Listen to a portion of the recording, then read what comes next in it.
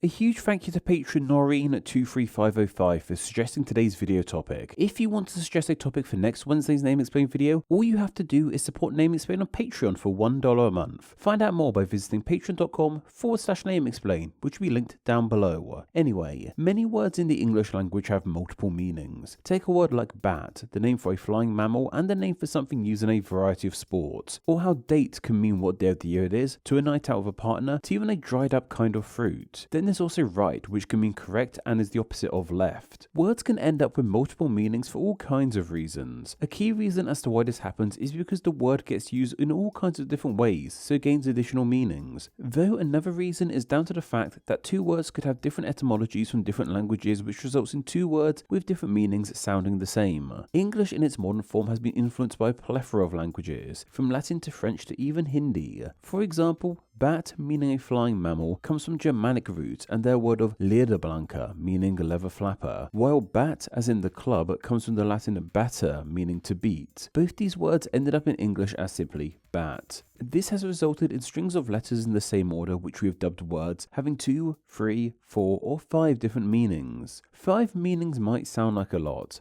but trust me, there are words out there which have way more meanings than we can easily count on our own fingers. We are on a quest to find the single word with the most meanings, but for this quest to be a success, we have to lay down a couple of ground rules. The first of those being we are looking into English's most defined words. This video will become way too unwieldy if we factor in other tongues, but please let me know of words with many meanings in other languages down in the comments below. The second rule is that we're only going with one source, that being the Oxford English Dictionary. The OED has become the authority on the English language for a variety of reasons, and it is my go-to dictionary in these matters. The reason we have these parameters is so we can find a conclusive answer. Otherwise, someone could just make up a word and claim it has a million meanings or something, which wouldn't make for a very fun video at all. But then again, even with these rules in place, things are still a little bit confusing. This is because the OED itself can't seem to decide on what word has the most meanings. When researching this video, two answers came up. According to many sources, including none other than the Guinness Book of World Records, the word with the most meanings in English is the simple 3-letter word of set. Set in English has a whopping 430 definitions.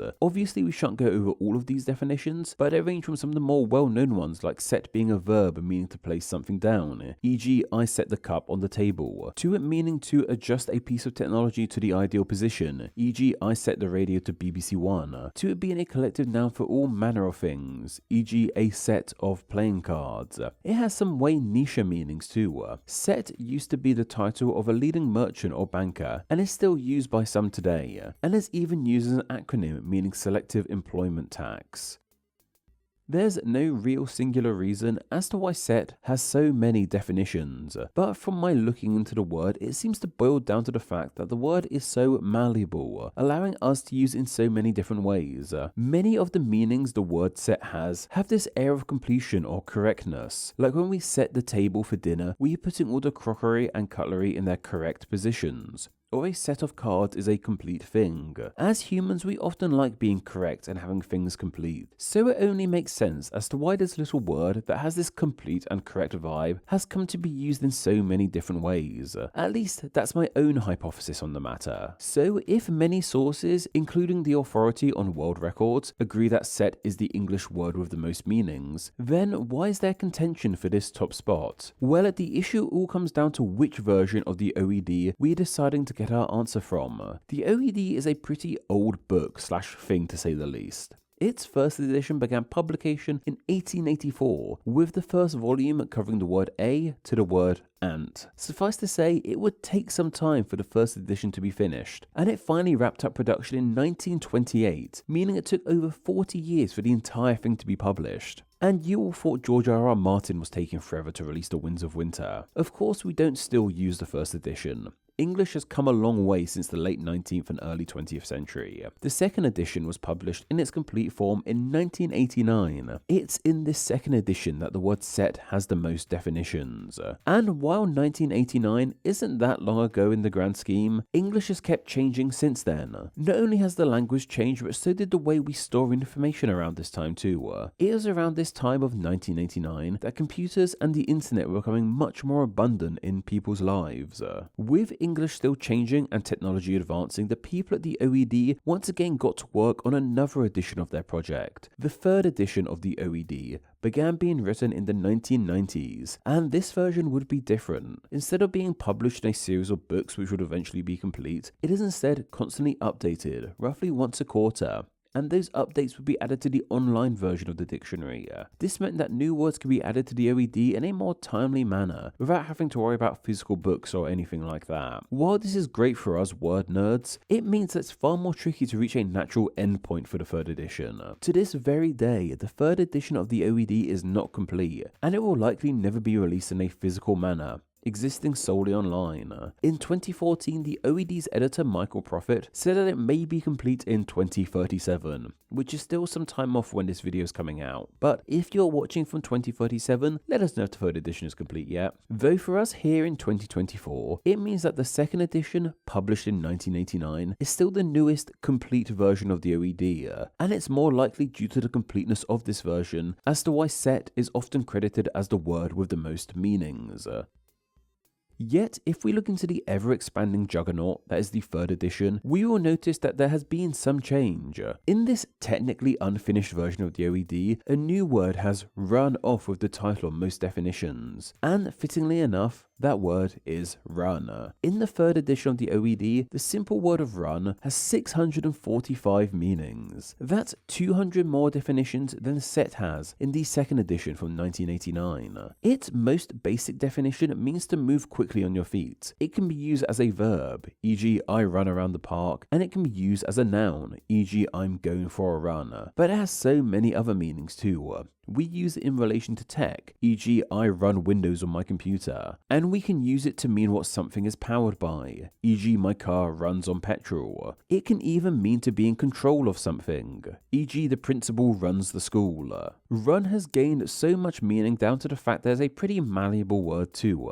It's easy to see how its meaning could change. Many of the word's definitions also relate to power in some way, shape or form. The act of running unto itself requires a lot of power, and from here we use it to mean someone has power, like in our principal example. And then we have our car and computer examples. In these cases, run does not relate to physical power like it does with runners, or even occupational power like it does with a school principal. It instead relates to technological power and the resources a machine needs to operate. It is theorized that it's from this use of the word run in technology as to why the word has overtaken set in regards to the amount of meanings it has. Since the publication of the first edition and even the second edition, technology has progressed significantly, whether that be through the Industrial Revolution, which kicked off around the time the first edition was released, or even the Information Age, which boomed around the publication of the second edition.